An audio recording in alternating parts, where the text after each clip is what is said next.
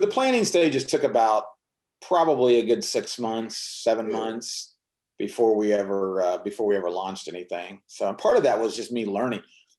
I came from a financial background, worked in banking off and on for 20 plus years, had no clue about e-commerce at all. I mean, I order from Amazon like everybody else. That was my extent of knowledge of e-commerce. So a lot of that was a learning curve for me to try to figure out how does this work. It was pretty much, I would come home at night. I didn't do it every night, but yeah, I mean, usually several hours at night trying to learn to read everything I could. It wasn't a full-on process. And there were a couple of points where I reached a point where I thought, well, I can't do this. A scenario would come up, and I'd be reading about it and I'd be like, well, I don't know what to do about that. So there were some stop and go moments along the way too. But yeah, it was definitely a very, very, very part-time endeavor at first because of my work schedule.